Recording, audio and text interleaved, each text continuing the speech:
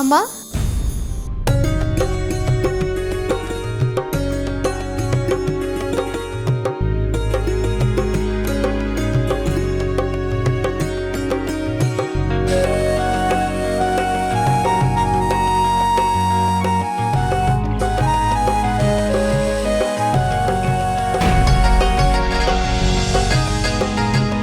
ಸಾರ್ಥಕ್, ಆದ್ಯ, ನೀವು ಬಂದಿದ್ದು ಎಷ್ಟು ಸಂತೋಷ ಆಯ್ತು ಗೊತ್ತಾ.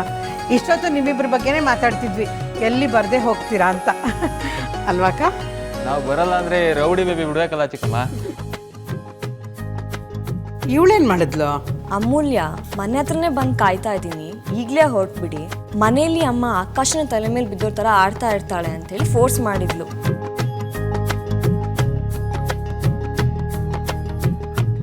ಆಮೇಲೆ ಇವರು ನಮ್ಮ ಅಮ್ಮನ ಹತ್ರ ಮಾತಾಡಿದ್ರು. ಅಮ್ಮ ಮನ್ಸಿಲ್ಲ ಅಂದ್ರು ಕಳಿಸ್ಕೊಟ್ರು.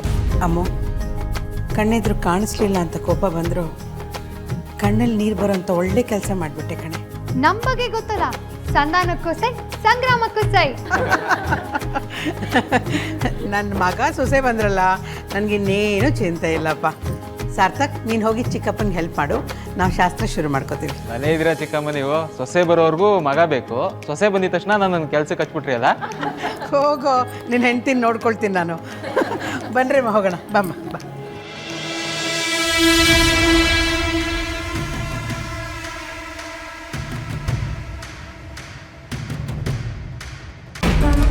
ನನ್ನ ಕಾಲರ್ ಹಿಡ್ಕೊಂಡ ತಕ್ಷಣ ನೀನು ಗೆದ್ದೆ ಅಂತ ನಮ್ಮ ಮಿಸ್ಟರ್ ವೇದಾಂತ್. ಏಯ್, ನನಗೆ ಬರ್ತಿರೋ ಕೋಪಕ್ಕೆ ನಿನ್ನ ಇಲ್ಲೇ ಹೂತಾಕ್ಬಿಡ್ಬೇಕು ಅನಿಸ್ತಿದೆ. ನನಗೆ ಹೊಸ ಹೊಸ ಹುಡುಗಿರ ಮೇಲೆ ಲವ್ ಆದಂಗೆ ನಿನಗೆ ನನ್ನ ಕಾಲರ್ ಮೇಲೆ ಲವ್ ಆಗಿದೆ ಅಲ್ಲ. Cool bro cool. ಈಗ ನಿನ್ನ ಯಾರೂ ನಂಬಲ್ಲ. ನಿನ್ನ ಪ್ಲಾನ್ ಎಲ್ಲ ಫ್ಲಾಪ್ ಫ್ಲಾಪ್ ಫ್ಲಾಪ್. ನಾನು ವಿಡಿಯೋ ಮಾಡಿದ್ದು ಏನಾಗಿರ್ಬೋದು?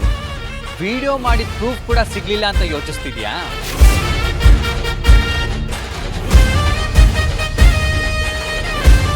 ಹೇಳ್ತೀನಿ ಬ್ರೋ, ಎಲ್ಲ ಹೇಳ್ತೀನಿ.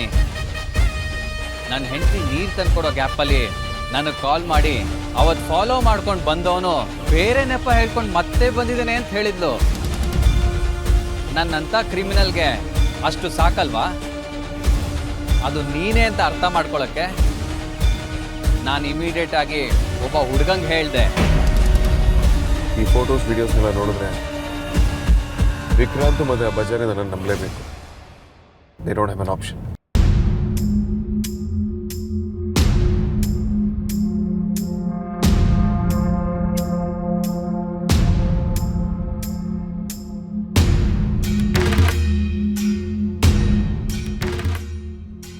ಸರ್, ನಾನೊಂದು ಇಂಟರ್ವ್ಯೂ ಹೊರಟಿದ್ದೆ, ಯಾರೋ ನನ್ನ ಮೊಬೈಲು ಪರ್ಸು ಕದ್ಬಿಟ್ರು. ಅದಕ್ಕೆ ನಾನು ಇಂಥ ರೀಸನ್ಸಿಗೆಲ್ಲ ದುಡ್ಡು ಕೊಡೋದಿಲ್ಲ. ದುಡ್ಡಲ್ಲ ಸರ್, ಒಂದ್ಸಲ ನಿಮ್ಮ ಮೊಬೈಲ್ ಕೊಟ್ಟರೆ ನನ್ನ ಫ್ರೆಂಡಿಗೆ ಕಾಲ್ ಮಾಡಿ ಇಲ್ಲಿಗೆ ಬರೋಕ್ಕೆ ಹೇಳ್ತೀನಿ. ನಾನು ಸ್ವಾಭಿಮಾನಿ ಸರ್. ಓಕೆ, ಕೊಡ್ತೀನಿ. ಆದರೆ ನಿನ್ನ ಕಾರ್ ಒಳಗಡೆ ಕೂತ್ಕೊಂಡು ಮಾತಾಡಬೇಕು. ಸರಿ ಸರ್. ಬಾ.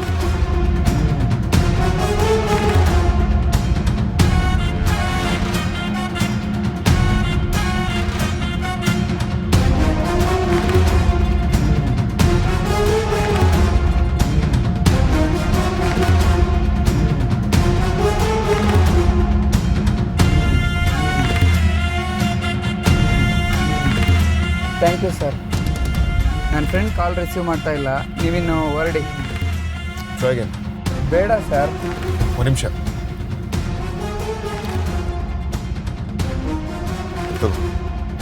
ಇಂಟರ್ವ್ಯೂನು ಚೆನ್ನಾಗಿ ಅಟೆಂಡ್ ಮಾಡಿ. Thank you sir.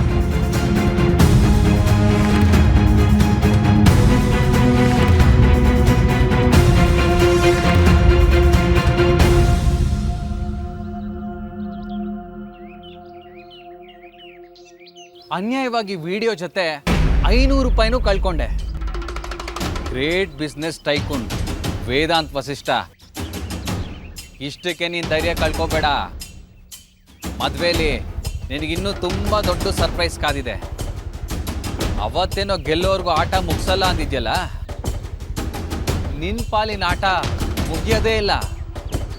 ಯಾಕಂದರೆ ಗೆಲ್ಲೋದು ನಾನಿನ್ ಬರಲಾ? ಸದ್ಯಕ್ಕೆ ನೀನು ಅನ್ಕೊಂಡಂಗೆ ಎಲ್ಲ ನಡೀತಿದೆ ಅಂತ ನೀನೇ ಗೆಲ್ಲೋದು ಅಂತ. ನೀನು ಯಾವತ್ತು ಆರ್ತಿ ಮೋಸ ಮಾಡ್ತಿದ್ಯಾ ಅಂತ ನನಗೆ ಗೊತ್ತಾಯ್ತೋ ಅವತ್ತೇ ನೀನು ಸುಮ್ಮನೆ ಬಿಡಬಾರ್ದು ಅಂತ ಫಿಕ್ಸ್ ಆಗಿದ್ದೀನಿ. ನಿನ್ನಂಥ ತಿಗಡನ ಹೊಸ್ಕ ಹಾಕೋದು ನನಗೊಂದು ಕೆಲಸನೇ ಅಲ್ಲ. ಆದರೆ ನಾನೇ ಒಳ್ಳೆಯವನು, ನಾನು ಬಿಟ್ಟರೆ ಒಳ್ಳೆಯವರೇ ಇಲ್ಲ ಅಂತ ಎಲ್ಲನೂ ಬ್ಲೈಂಡಾಗಿ ನಂಬಿಸಿದ್ಯಲ್ಲ, ಅದನ್ನು ರಾಂಗ್ ಅಂತ ಪ್ರೂವ್ ಮಾಡೋದಕ್ಕೆ ಇಷ್ಟು ದಿನ ಪ್ರೂಫಿಗೋಸ್ಕರ ಒದ್ದಾಡ್ತೀನಿ. ಇವತ್ತಿಂದ ನಿನ್ನ ಕೊನೆಗೆಲ್ಲ ಶುರುವಾಯಿತು ಅಂತ. ಸುಮ್ಮನೆ ಕಾಂಪಿಟೇಷನ್ ಅಂದ್ರೆ ಜಿದ್ದಿಗೆ ಬಿದ್ದು ಗೆಲ್ಲೋ ಮಗ ನಾನು. ಇನ್ನು ರಿವೆಂಜ್ ಅಂತ ಫಿಕ್ಸ್ ಆದಮೇಲೆ ಮುಗೀತು. All the best.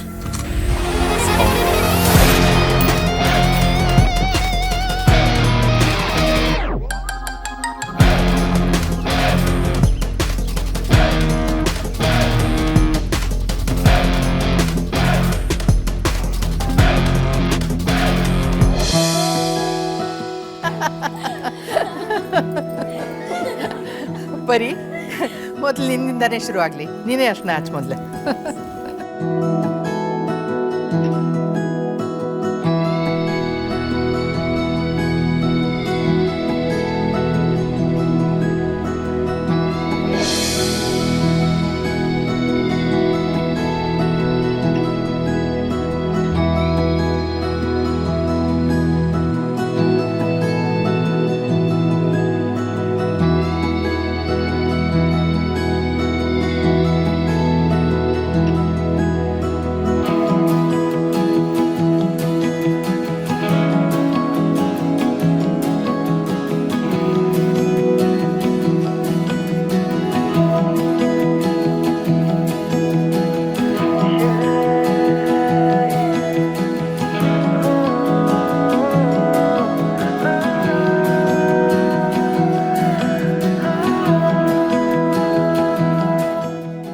ಸಾರಿಕಾ, ಅಲ್ಲಿ ನಿಂತ್ಕೊಂಡು ಏನು ಮಾಡ್ತಾ ಇದೀಯಾ?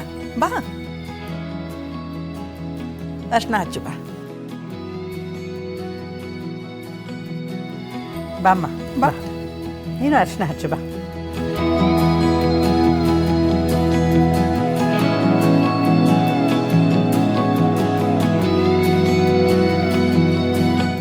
ಅಕ್ಷತೆ ಹಾಕ್ಬೇಡ ನೀನು.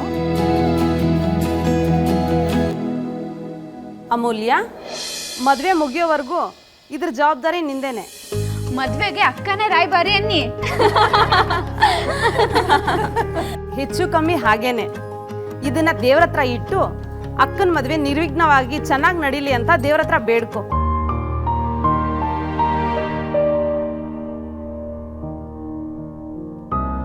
ದೇವ್ರೆ, ಅವ್ರು ಹೇಳ್ತಿರೋ ಮದ್ವೆನೇ ಬೇರೆ, ನಾವು ಅಂದ್ಕೊಳ್ತಿರೋ ಮದ್ವೆನೇ ಬೇರೆ. ಒಟ್ಟಿನಲ್ಲಿ ಅಕ್ಕನ ಮದುವೆ ಅಕ್ಕ ಇಷ್ಟಪಟ್ಟಿರೋ ವಿಕ್ಕಿ ಬಾವನ ಜೊತೆನೇ ಯಾವುದೇ ವಿಘ್ನ ಬರದೆ ನಡೆಯೋ ಥರ ಆಶೀರ್ವಾದ ಮಾಡಪ್ಪ.